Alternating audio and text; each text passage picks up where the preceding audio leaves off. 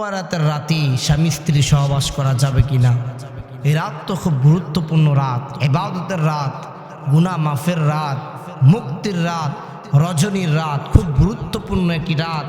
এই বরাতের রাতে স্বামী স্ত্রী সহবাস করতে পারবে কিনা, মিলন করতে পারবে কিনা, কোনো বিধিনিষেধ আছে কিনা, শরীয়ত কোনো বিধিনিষেধ বলেছে কিনা, শরীয়ত এই রাতে স্ত্রী সঙ্গম করতে নিষেধ করেছে কিনা আমাদেরকে জানায় দিবেন। অনেক মা বোনরা এই প্রশ্নটা আমাদেরকে করে। এই রাতে অনেক গুরুত্বপূর্ণ একটি রাত। এই রাতে আল্লাহ তাআলার কাছে আপনি যা চাইবেন আল্লাহ তাই আপনাকে দান করবেন।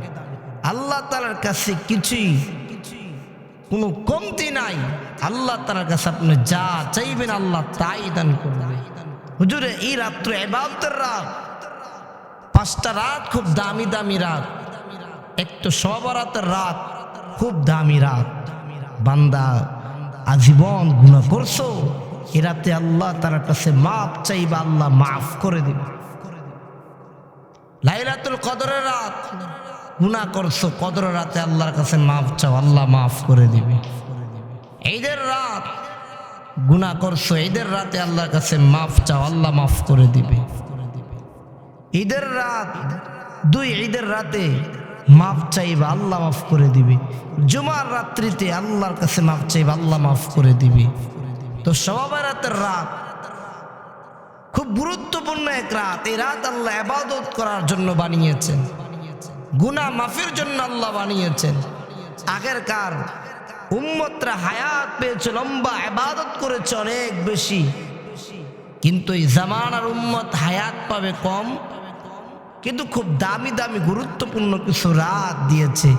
এই রাতে উম্মত ইবাদত করে আল্লাহর জান্নাত কিনে নিবে। আল্লাহর রাসূল বলেন, ও সাহাবায়ে কেরাম, আগের জামানার উম্মতরা অনেক হায়াত পেয়েছে, লম্বা হায়াত পেয়েছে, তারা অনেক ইবাদত করেছে, তোমাদের কাছে আফসোস হয়। হে সাহাবায়ে কেরাম, শুনো শুনো, ইন্নাল্লাহা ফাদ্দালানি আলাল আম্বিয়া ওয়া ফাদ্দালা উম্মতি আলাল উমাম।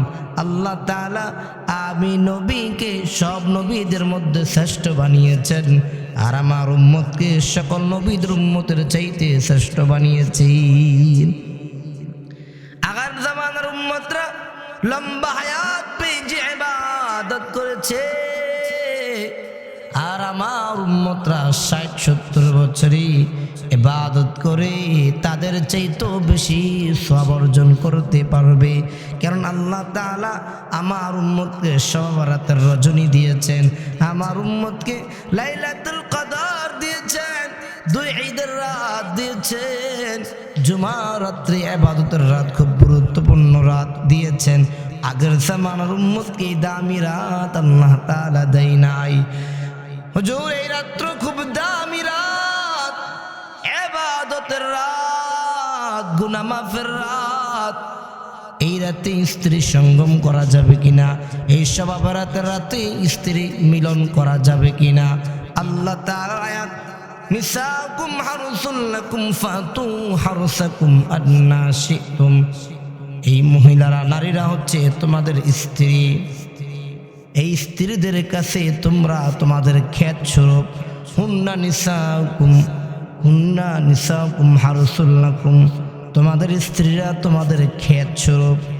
এই ক্ষেতের কাছে তোমরা যাও, তোমাদের স্ত্রীদের কাছে যাও, যেইভাবে তোমাদের মন চায় যেতে পারবা, স্ত্রীদের কাছে মিলন করতে পারবা, স্ত্রী সঙ্গম করতে পারবা, সহবাস করতে পারবা। এতে ইসলাম কোনো বিধি নিষেধ বলে দেয় নাই, ইসলাম কিছু তোমাদেরকে বলে দেয়নি এই রাতে কিছুই করা যাবে না। এই রাতে স্ত্রী সঙ্গম করতে পারবা, স্ত্রীর সাথে মিলন করতে পারবা। ইসলাম এই ব্যাপারে শরীয়ত নিষেধ করে নাই, এই ইসলাম এই ব্যাপারে আপনাদেরকে বাধা দেয় নাই, নিষেধ করে নাই। এই রাতে বরাতের রাত্রে স্ত্রী মিলন করা যাবে, কারণ স্ত্রীর কাছে যেভাবে মন চায় এইভাবে যাই যেতে পারবা। স্ত্রীর দিকে তাকাইলো সওয়াব। এই বান্দা, তুমি যদি ধনী হতে চাও, কোটিপতি হতে চাও, নবীর সুন্নতের আমল ঘরে জারি করো, তোমার ঘরে শান্তি ঢুকে যাবে। ঘরে ঢুইকা বিবিরে সালাম দিবা, ঘরে ঢুইকা বিবিরে বুকের মধ্যে জড়ায়া ধরবা, ঘরে ঢুইকা বিবির কপালে একটা চুমু দিবা, ঠোঁটের মধ্যে একটা চুমু দিয়া বিবিকে আদর করবা। আর আল্লাহ তাআলা তোমাদের আমল নামায় সওয়াব লিখে দিবি। আর স্ত্রী মিলন করার উত্তম কাজ, সওয়াবের কাজ।